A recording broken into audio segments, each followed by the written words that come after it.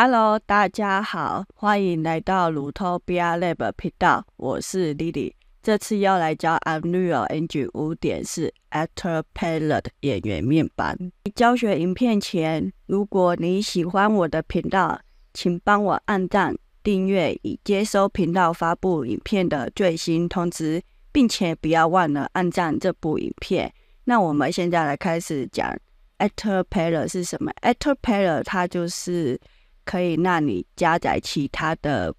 level 的资产，将它们就直接拖到你现在的当前的 level。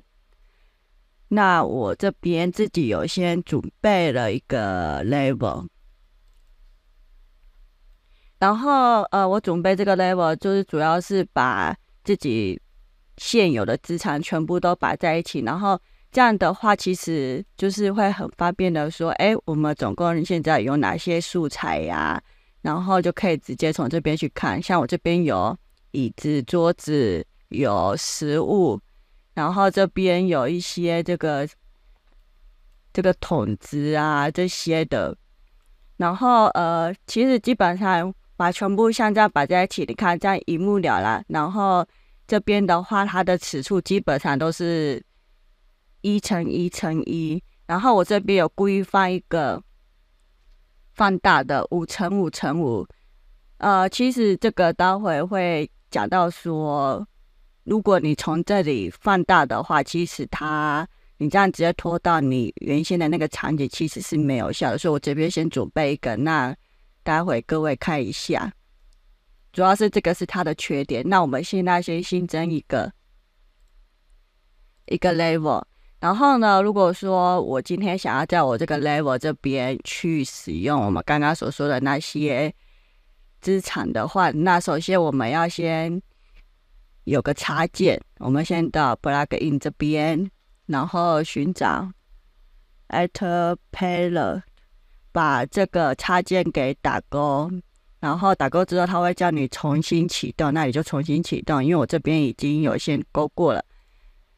然后之后再来到 Tools 这边，然后这里有一个 Actor Palette， 然后这边有1、2、3、4，你可以先选第一个。这边的话，你就可以开始来选你刚刚说的那个场景，然后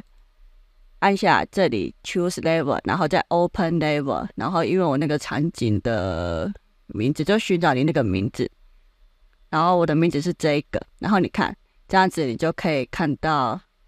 你那个资产的素材了，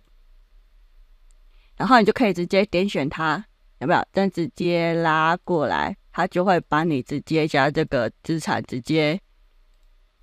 套过来这边，是不是这样很方便？然后其实刚刚有说这个它是5×5×5，然后你看哦，它拉过来，其实它的尺寸是1×1×1，它的尺寸并不会像这边的尺寸是一样的，所以这个是它缺点的部分。但是我觉得这样子可以快速的直接拖拉到你的场景，其实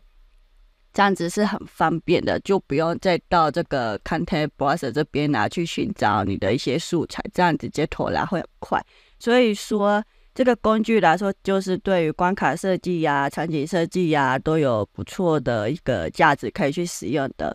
那我们今天的教学就到这边，如果说喜欢这支影片，再帮我按赞、开启小铃铛，那我们下一支影片见咯。